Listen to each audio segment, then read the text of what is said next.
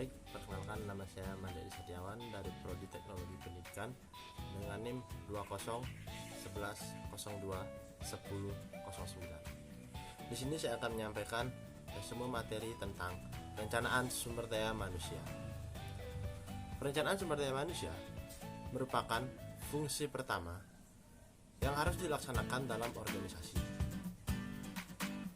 Menurut Sandang Pisiagian 1996, perencanaan memiliki arti pengambilan keputusan tentang hal-hal yang akan dikerjakan di masa mendatang. Perencanaan meliputi tindakan memilih dan menghubungkan faktor-faktor dan membuat serta asumsi-asumsi mengenai masa yang akan datang. Dalam memvisualisasikan serta merumuskan aktivitas-aktivitas yang diusulkan yang dianggap perlu untuk mencapai hasil-hasil yang diinginkan.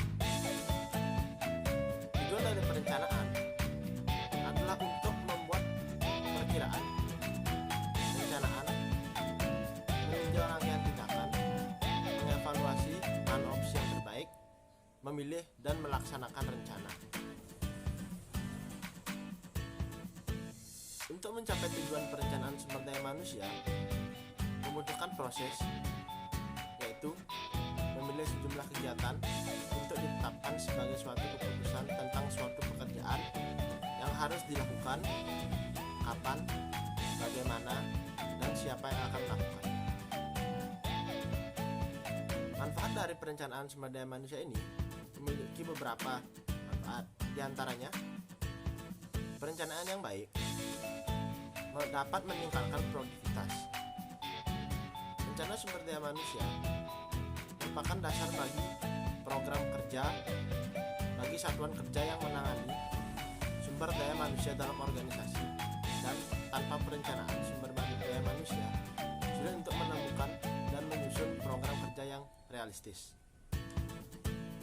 Dalam perencanaan sumber daya manusia sangat dipengaruhi oleh dua faktor utama, yaitu yang pertama adalah faktor eksternal.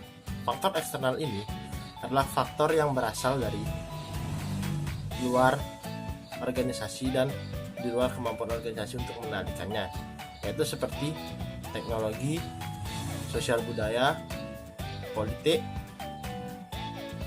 Sedangkan faktor yang kedua itu adalah faktor internal.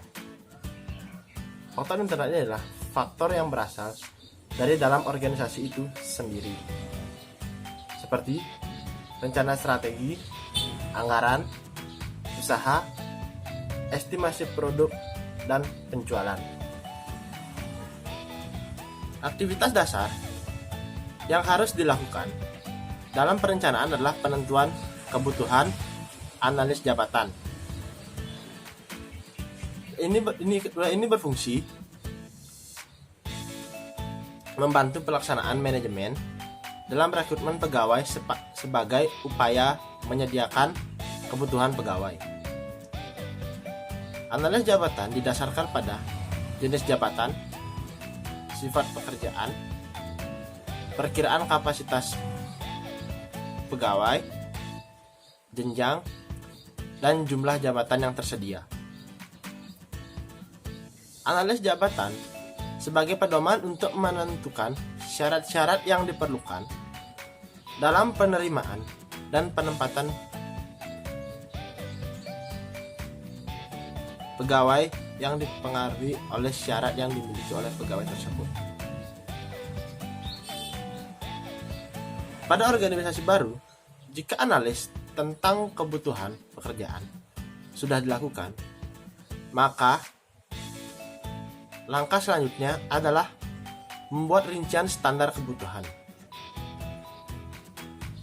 Jika organisasi sudah melakukannya, maka langkah berikutnya adalah menganalisis kondisi atau potensi yang sudah ada dan dimiliki oleh organisasi.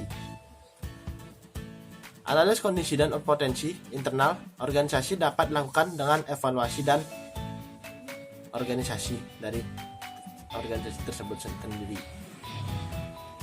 Sekian resume materi tentang perencanaan sumber daya manusia. Jika Jika ada salah pengucapan, saya mohon maaf sebesar-besarnya. Terima kasih.